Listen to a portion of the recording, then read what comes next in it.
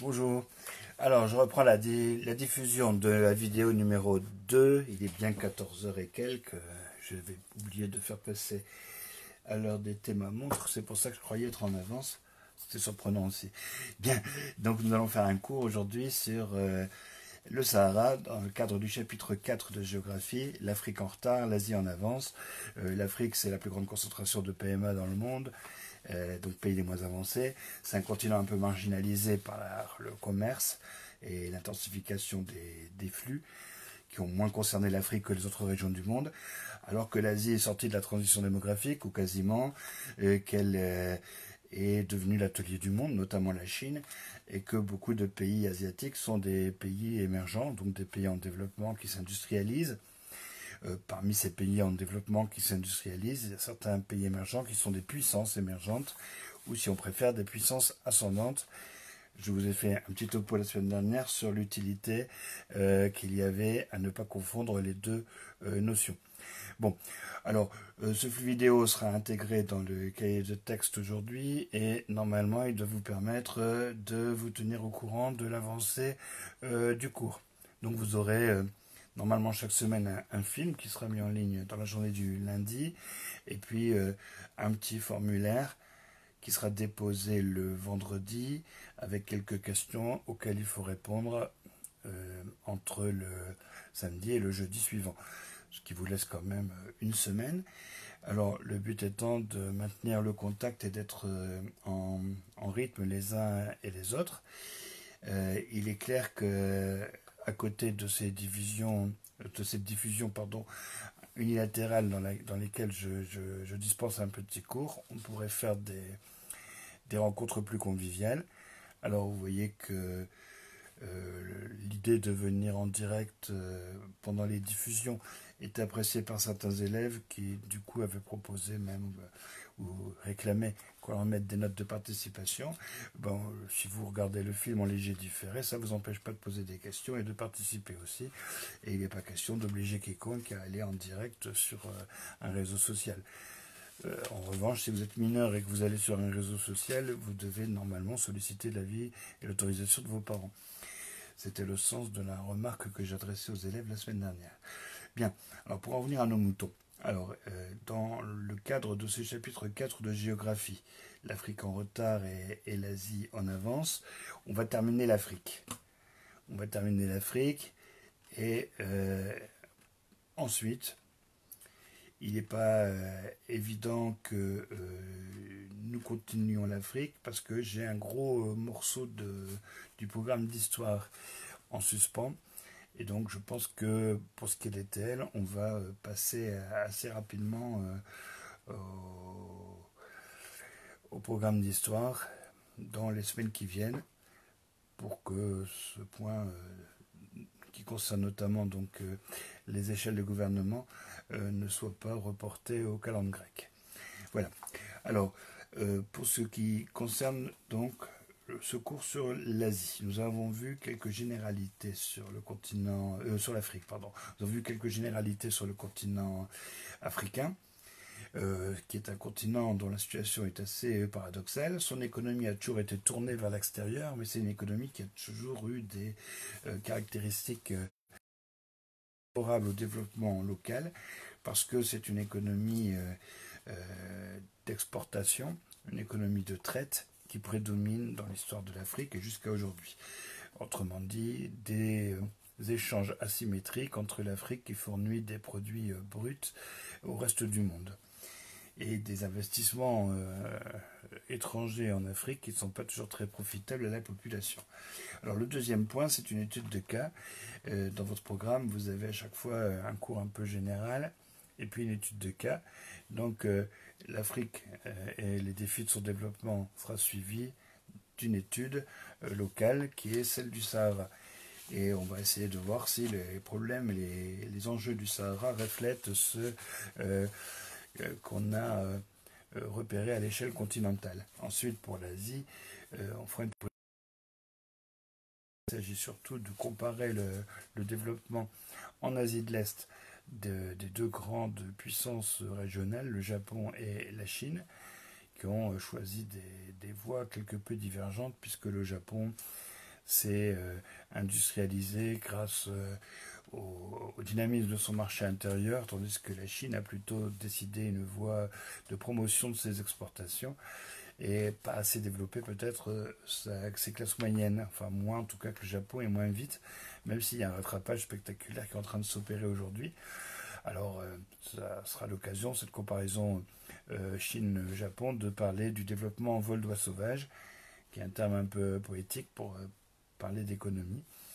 Et aussi, du coup, peut-être de donner des compléments à ce cours d'histoire un peu politique qu'on a fait sur l'émergence de la Chine comme puissance mondiale. Donc vous voyez que, en gros, en Asie, on n'aura que des pays émergents, et parmi les pays émergents, quelques puissances ascendantes, quelques puissances émergentes, mais on en a parlé la dernière fois, il vaut mieux dire puissance ascendante que puissance émergente, sinon on confond puissance émergente avec pays émergent, et ça marche pas tout le temps. Bon, ça marche même assez peu. Donc, le cours sur l'Asie débouchera aussi sur une étude de cas qui est l'étude d'une ville, Bombay, en Inde. Alors l'idée, c'est sans doute de prendre des exemples en Asie de l'Est, mais aussi en Asie du Sud, pour prétendre avoir regardé un peu de haut toute l'Asie. Cela dit, il y aura des lacunes dans votre cours. On ne parlera pas de l'Asie du Sud-Est, par exemple, mais c'est délibéré. Alors, pour en revenir à nos moutons aujourd'hui, nos moutons sahariens. Encore qu'il y ait peu de moutons au Sahara, sauf peut-être dans ces marges les plus septentrionales des moutons et des chèvres, c'est un peu les élevages typiques de la zone steppique au sud de l'Afrique du Nord, si j'ose dire, en tout cas dans le piémont de l'Atlas, qui marque le début de la zone saharienne. Alors la première question qu'on peut se poser sur ce désert du Sahara, qui est le plus grand désert du monde, c'est où il se trouve, par qui il est habité, et quelle est sa situation dans l'espace mondialisé. Alors c'est là qu'on retrouve des choses qu'on a déjà dites pour l'Afrique. Le Sahara, c'est une situation un peu paradoxale de région du monde qui est victime de prédation, donc ses richesses sont pillées par des intervenants en grande partie extérieurs, et en même temps c'est une région marginalisée, un peu ce qu'on appelle en latin une terra incognita. Ça veut dire que c'est des régions qui restaient en blanc dans les cartes à la fin du Moyen-Âge, récentes, et qui tendent à être qualifiées aujourd'hui d'angle mort, à redevenir des terra incognita, puisque peu d'Européens ou de citoyens des pays du Nord y voyagent ou ils font du commerce. C'est des régions qui sont un petit peu difficiles d'accès, un petit peu, ou même beaucoup dangereuses. Donc le Sahara est vu comme un des angles morts, comme un des espaces mal intégrés à la mondialisation, alors même que c'est un espace qu'on va voir qui est assez riche et dont les richesses sont surexploitées par endroits. Donc il y a un paradoxe qui est celui un peu de l'Afrique tout entière, d'une économie très extravertie et pourtant de sociétés très pauvres. Alors la population du Sahara, elle n'est pas négligeable, elle est de 10 millions d'habitants environ. Alors bien sûr, c'est peu pour un espace aussi grand, puisque c'est 16 fois la France à peu près. Mais malgré tout, ce n'est pas une population insignifiante. Ça peut surprendre certains. Il faut s'entendre en effet sur ce qu'on appelle un désert. C'est vrai qu'un désert, c'est un espace vide. Mais un espace vide, d'un point de vue démographique, ça ne veut pas dire un espace totalement inhabité. C'est un espace dont les densités moyennes sont très très faibles. En réalité, la répartition de la population dans un désert est particulièrement contrastée. Il y a quelques régions pleines et beaucoup de régions réellement complètement vides. Donc, on parlera d'une répartition de la population typique des déserts qu'on va retrouver dans le Sahara. Donc, une répartition de la population, c'est un peuplement. Ne pas confondre population, c'est-à-dire les gens, les hommes et les femmes à tous les âges de la vie, l'effectif, et puis le peuplement, c'est-à-dire la manière dont cette population occupe l'espace, souvent la manière dont elle occupe son propre territoire, puisqu'en général les populations s'approprient des territoires. Donc il y a une population saharienne, le peuplement au Sahara est très très discontinu. C'est ça la formule qu'il faudrait employer en géographie. Donc quand vous avez un territoire qui participe de l'espace mondialisé, on dit qu'il s'intègre, on parle d'intégration, il ne faut pas dire insertion, un autre mot. Et quand on a une population qui est très clairsemée sur un espace donné, on parlera de peuplement discontinu. Il faut essayer d'employer ces termes de géographie très attendus. Ça ne vous dispense pas d'en donner une définition, ça vous permet, vous voyez, d'étaler votre culture comme le beurre ou la confiture sur une tartine et de briller dans le cadre d'un examen. Donc le Sahara fait partie de ces régions du monde qui ont globalement une faible population en nombre, mais surtout qui ont un peuplement discontinu, donc une population qui est très irrégulièrement dispersée sur l'ensemble du Sahara. Donc c'est le plus grand désert du monde, sans doute en superficie, d'accord. Mais ce n'est pas une région totalement inhabitée. Il y a des oasis dans le désert du Sahara, c'est quand même un fait bien connu.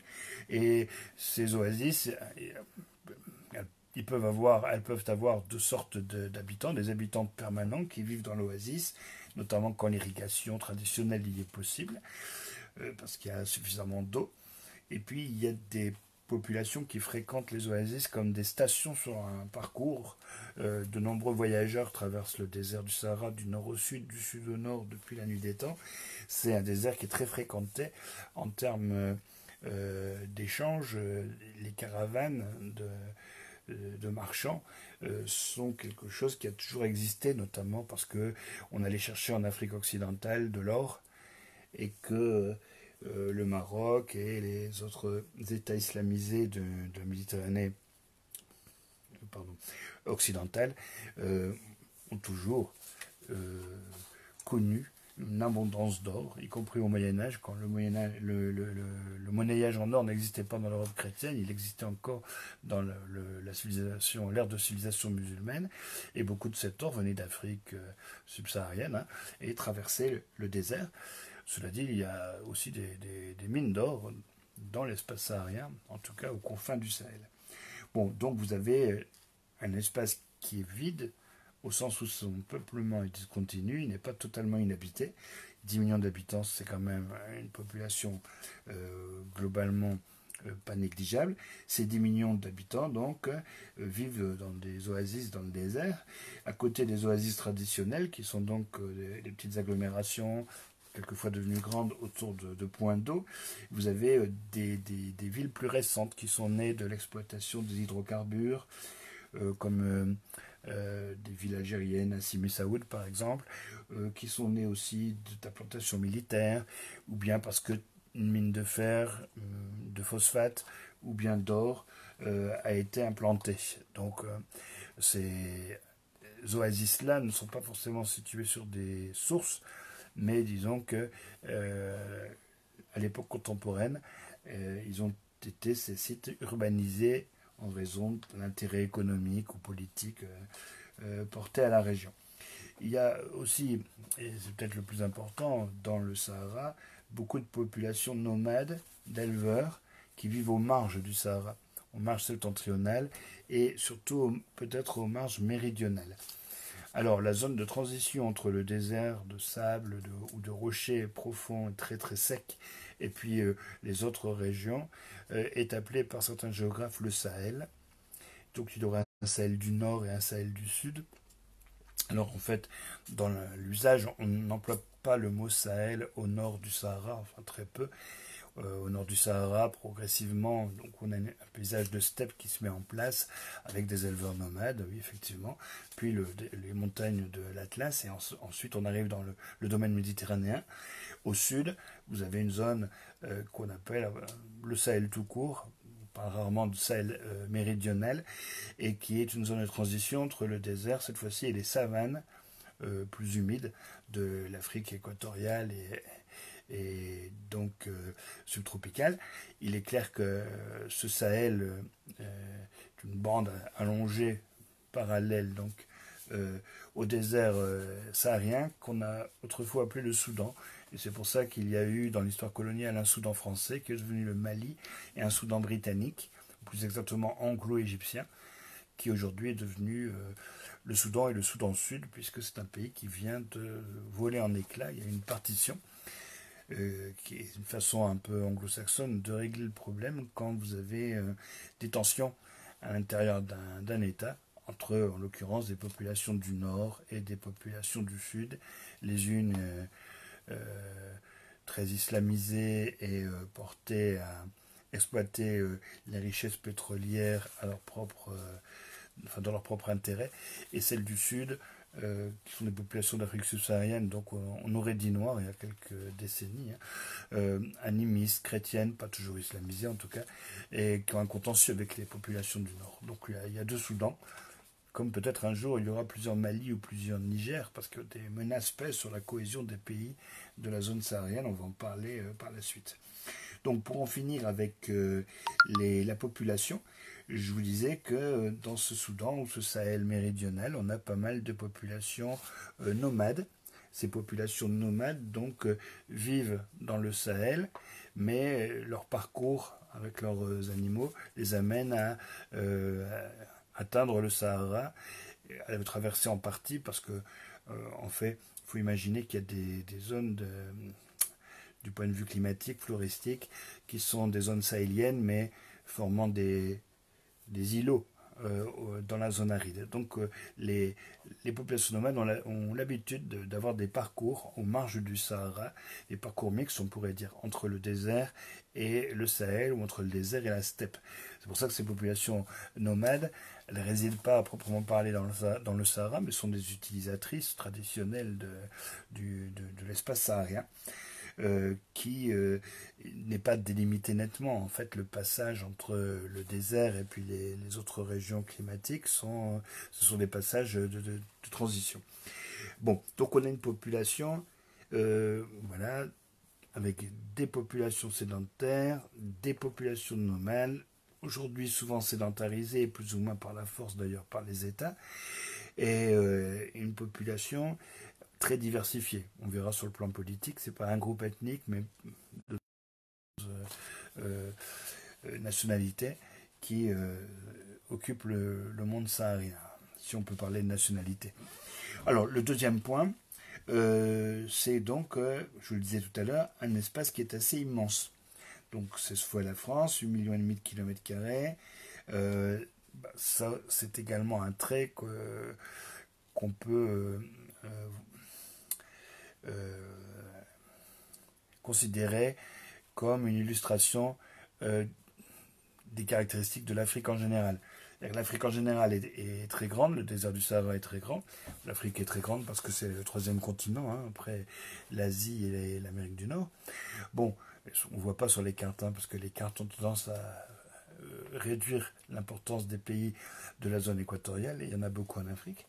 Bon, et forcément, puisque le continent est grand, ben, c'est une possibilité d'y trouver des espaces géographiques assez massifs. On a là le plus grand désert sur la planète, un désert qui d'ailleurs s'étend de l'Atlantique à la mer Rouge, un peu par convention, parce qu'au-delà de la mer Rouge, vous avez le désert arabique. Donc c'est à peu près les mêmes caractéristiques géographiques. Alors, caractéristiques pluviométriques. On n'en a pas parlé, mais évidemment, quand on pense à une région désertique, aussi vaste que celle-là en plus, on suppose qu'il y a un certain déterminisme géographique. C'est-à-dire que s'il y a peu de gens, que la population est aussi clairsemée, c'est que les contraintes sont très fortes. Alors dans le cas du Sahara, tout le monde sait que la contrainte, bon c'est pas les dunes de sable par exemple, parce qu'il n'y a pas que du sable dans le Sahara, la contrainte principale c'est l'aridité. Il pleut très très peu, voire pas du tout. 30 mm à Tindouf par exemple, Tindouf c'est dans l'angle entre l'Algérie, le Maroc et l'ancien Sahara espagnol, qui est aujourd'hui une province du Maroc. Bien, donc 30 mm par an, c'est rien, hein, et en plus ça tombe souvent d'un seul coup, d'une manière assez orageuse. Si on compare ici, on est à plus d'1 mètre de précipitation dans tout l'ouest de la France, et 1300 mm au moins à Saint-Jean-de-Luz. Donc vous voyez que ce sont des régions très peu arrosées, et évidemment cette aridité empêche le développement de l'agriculture. C'est la raison principale pour laquelle on a affaire à un grand désert. Comme vous n'avez pas étudié les climats en géographie et qu'il a été de bon ton de considérer que le déterminisme c'était le mal, on n'insiste pas sur les raisons objectives qui font que tel ou tel espace est moins peuplé qu'un autre, mais bien entendu que vous pouvez signaler ce problème d'aridité massif et général dans la région, et qui est d'autant plus sensible que c'est une région chaude. Donc le peu d'eau que vous pouvez trouver est souvent soumis à de fortes évaporations.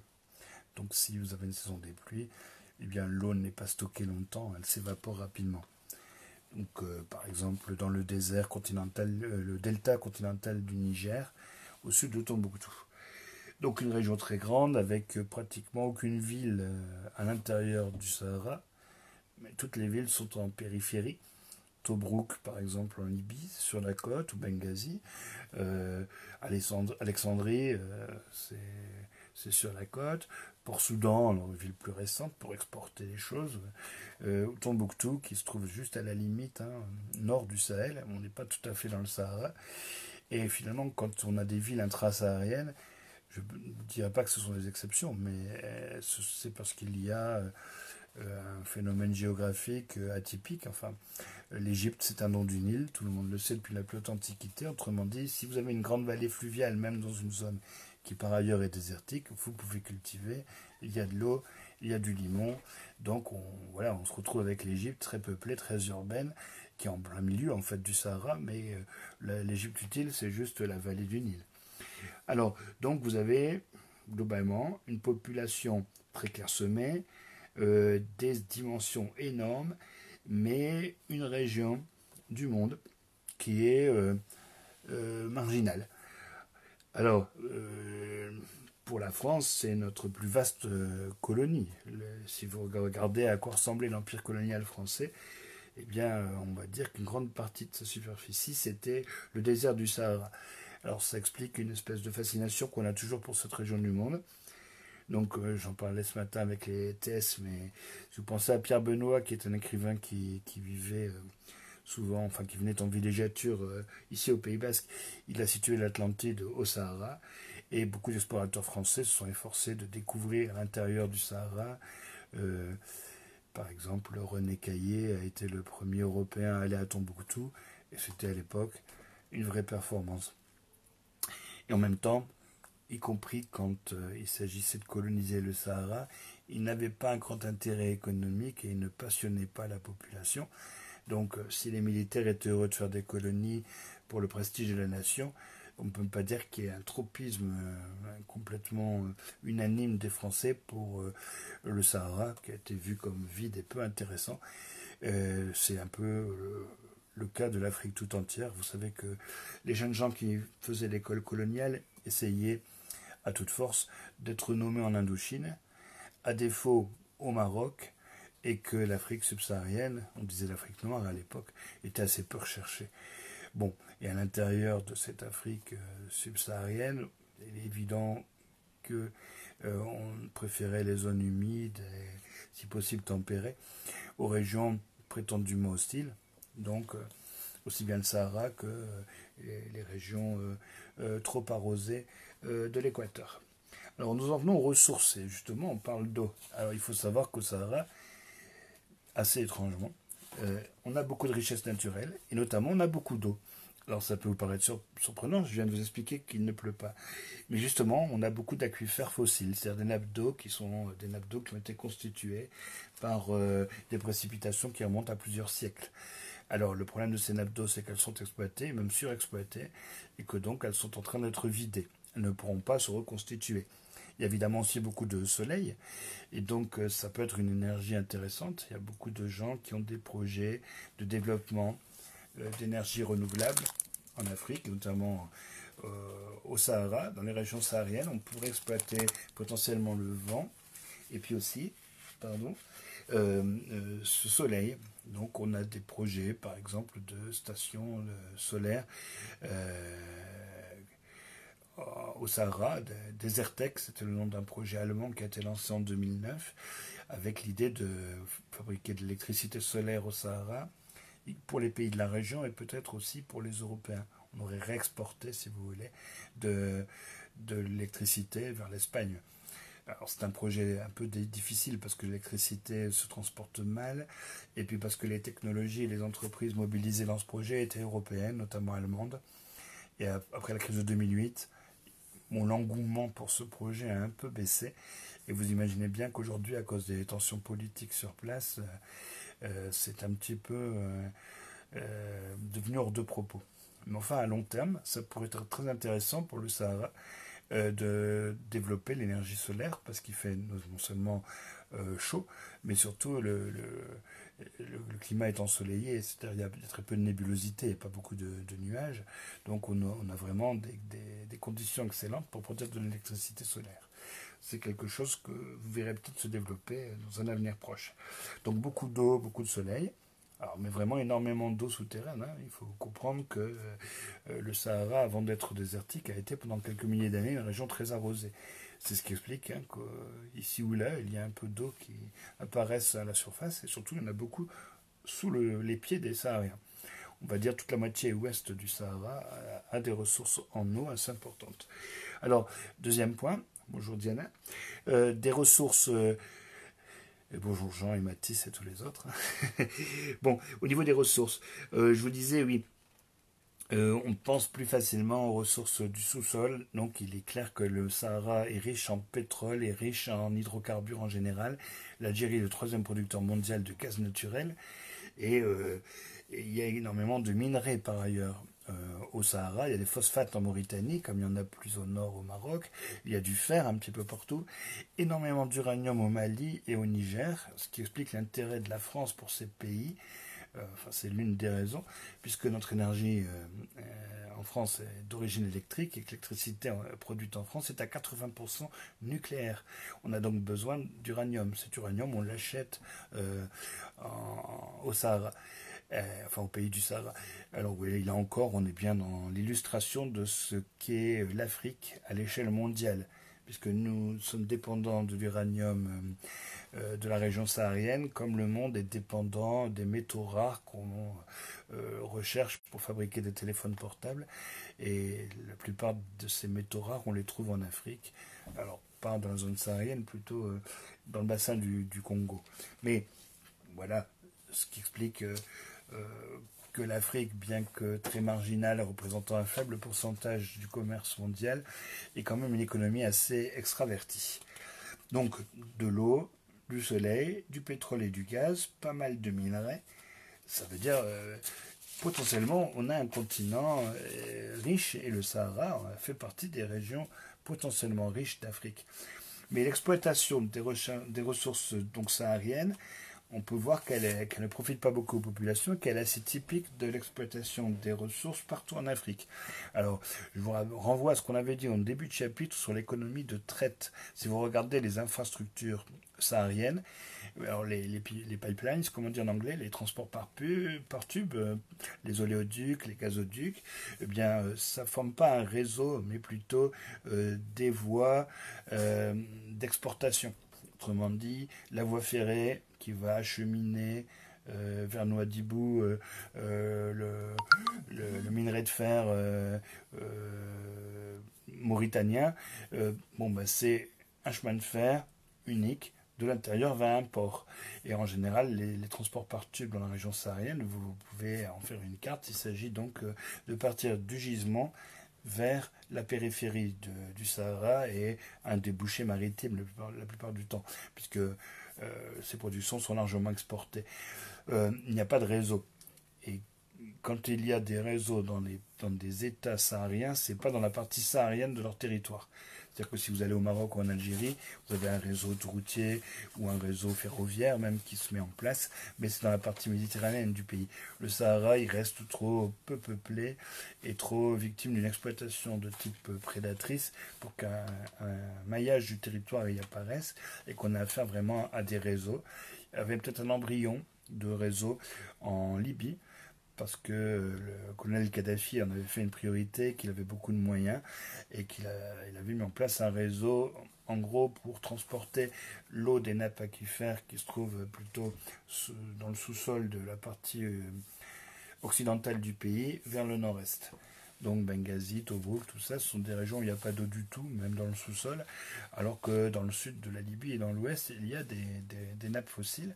Alors l'idée du du régime libyen, c'était d'acheminer cette eau des nappes fossiles du sud et de l'ouest vers le littoral et vers l'est. Et là, il y avait un projet de connexion et de réseau pour développer une irrigation massive. Bon, mais c'est un peu exceptionnel et vous voyez que c'est lié au fait que la Libye était tellement peu peuplée que elle avait de gros moyens compte tenu de son exploitation pétrolière. Également, peut-être que le régime gérait mieux sa rente de pétrolière que d'autres. Bon, alors vous avez donc une région riche comme l'Afrique en général, riche en or notamment, donc a priori quand même ce qui se fait de mieux, mais c'est tout le paradoxe de l'Afrique, la zone saharienne c'est une région riche avec une population très pauvre, notamment donc si on regarde le Sahel, euh, plus de 60% des Tchadiens ne mangent pas à leur faim, presque la moitié des habitants du Niger sont dans la même situation, 15% des Maliens sont victimes de sous-nutrition. Autrement dit, le grand problème africain, c'est l'insécurité alimentaire. On le retrouve très bien dans la région saharienne et dans les États qui ont une partie de leur territoire au Sahara. C'est la grande difficulté peut-être non surmontée de l'Afrique, la nécessité de produire davantage pour nourrir une population qui explose, hein, avec une situation quand même particulière. L'Afrique étant le seul continent qui n'est pas sorti de la transition démographique, beaucoup de pays sont encore dans la deuxième partie de cette transition, ce qu'on appelle le deuxième mouvement, le mouvement frein, et encore, certaines sociétés l'ont à peine esquissé. Donc le défi alimentaire pour l'Afrique est particulièrement important, d'autant plus, on va y venir dans la partie suivante, que il y a des menaces sur cette ressource alimentaire. Donc voilà, on peut dire que le Sahara est une région potentiellement très riche, habitée par des États très pauvres et gérée par des États faibles, sinon défaillants. Et là encore, c'est une problématique qu'on a vue à l'échelle du continent africain tout entier. Beaucoup d'États sont incapables d'apporter à leur population les services qu'ils sont censés fournir. Beaucoup d'États ont du mal à contrôler, même du point de vue de la sécurité, la totalité du territoire national. Et beaucoup d'États ont des difficultés à payer leurs fonctionnaires, à se faire obéir et à mettre en place au moins un semblant de démocratie et de consensus. Alors on a bien ça dans la région saharienne, les pays du Sahel sont particulièrement fragiles, je veux dire les pays dont la capitale est dans le Sahel, mais qui ont un territoire qui s'étend au Sahara, donc Mali, Niger, Centrafrique peut-être, Tchad, euh, Mauritanie, encore que là on soit complètement dans la zone désertique. Ces États-là ont des difficultés et connaissent une certaine instabilité. Donc, ce sont des États pauvres, donc population pauvre, État pauvre, et au sens où non seulement ils ont peu de moyens, mais ils ont peu de légitimité, alors que potentiellement la région est riche. Il n'y a pas, on le remarquera, de gendarmes régionales, il n'y a pas de puissance régionale en Afrique, alors que certains États en ont le potentiel, et on pense notamment à l'Algérie. Alors en Algérie, la population locale estime souvent que elle est victime d'un système scandaleux, puisque l'Algérie est riche, c'est un grand exportateur d'hydrocarbures, mais que beaucoup des habitants ont l'impression d'être pauvres, en tout cas de vivre moins bien qu'ils ne le devraient compte tenu de la richesse du pays. C'est toujours un pays donc mal développé. Alors l'explosion démographique et la mauvaise gestion de la rente liée aux hydrocarbures est un problème qu'on va retrouver comme partout en Afrique, dans les États de la région. Alors, il y a d'autres raisons sans doute qui font qu'il n'y a pas de puissance régionale. C'est que, bon, au sud, les États sont très faibles. Au nord, ils sont en conflit les uns avec les autres et peu assurés de leur démarche. Donc, vous voyez que l'Algérie a les moyens financiers, même militaires, sans doute, de jouer un rôle stabilisateur, mais sa propre constitution l'empêche d'intervenir à l'extérieur, en principe. Et puis, elle est sur la défensive par rapport aux voisins marocains, qui a longtemps revendiqué toute une partie du Sahara comme devant lui revenir et contesté les frontières issues de la colonisation. Alors, depuis les années 90, le Maroc a renoncé à réclamer à l'Algérie les confins orientaux du territoire algérien, qui, dans la logique marocaine, étaient des territoires que la colonisation lui aurait arrachés. Mais par contre, le Maroc a occupé l'ancien Sahara espagnol et du coup, ça a créé un conflit assez grave entre l'Algérie et le Maroc. L'Algérie soutenant le Front Polisario, c'est-à-dire le mouvement de libération nationale sahraoui, contre le Maroc. Donc les deux pays sont assez hostiles l'un à l'autre, ne travaillent pas de concert ou difficilement. Et c'est un peu difficile, enfin un peu malaisé dans cette configuration-là, de les voir agir avec efficacité au sud et donc dans le Sahara. Ils ne le font pas, donc la puissance régionale saharienne, du moins pour tout le Sahara occidental, c'est assez curieusement la France. Bon, la France a quelques points d'appui et une légitimité assez contestable en tant qu'ancienne puissance coloniale, mais elle fait très souvent la police dans la région. Ces interventions militaires sont extrêmement fréquentes et presque habituelles. Alors, on se souvient dans les années 80 d'opérations militaires au Tchad contre la Libye. Il y a eu récemment une expédition contre la Libye, justement, sous la présidence de M. Sarkozy. Les pays occidentaux ont renversé le régime en place. Plus récemment, la France sous François Hollande est intervenue militairement au Mali. Et vous avez également une... alors, bon, apparemment la diffusion a été interrompue. Alors, je termine en disant que donc on a une région saharienne qui est exposée à la prédation et à l'instabilité. Alors, je développerai ça par écrit peut-être parce qu'apparemment j'arrive au bout de mon stockage vidéo. Et en conclusion, voilà, les caractéristiques du Sahara renvoient un petit peu aux défis qui concernent le continent tout entier, à savoir que par rapport à la mondialisation, on a affaire à une économie de rente très rudimentaire, avec beaucoup de trafics qui sont illicites, donc un retard économique et social qui fait problème. En même temps, ça devient l'Afrique un territoire de plus en plus convoité. Les pays tels que la Chine et l'Inde y achètent des terres arables. Il y a vraiment une compétition pour s'emparer des ressources africaines. Alors si les États africains arrivent à en tirer parti, on pourrait avoir un désenclavement de l'Afrique et des progrès sensibles.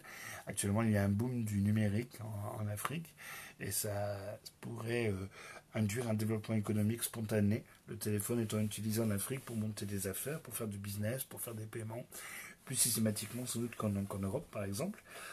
Et le dernier point, c'est que le Sahara est un bon exemple de la diversité de l'Afrique. Il y a des Afriques très mondialisées, comme la République sud-africaine, et puis des Afriques très enclavées. Et le Sahara est un petit peu une caricature de cette Afrique enclavée. Bien, écoutez, je vais en terminer et je vous invite à me rendre pour jeudi le questionnaire qui a été mis en ligne vendredi dernier. En fait, à cause d'une panne d'ordinateur, je crois que je l'ai mis en ligne plus tard, dimanche. Et je vous invite à vous tenir au courant, donc, de la progression du téléenseignement. Également, de penser à bien m'indiquer dans votre dernier formulaire si vous avez les codes d'accès à l'environnement numérique du lycée connecté. Si c'est le cas, on pourra envisager de faire des conférences plus tard. Bien, je vous remercie. Bonne journée. Au revoir.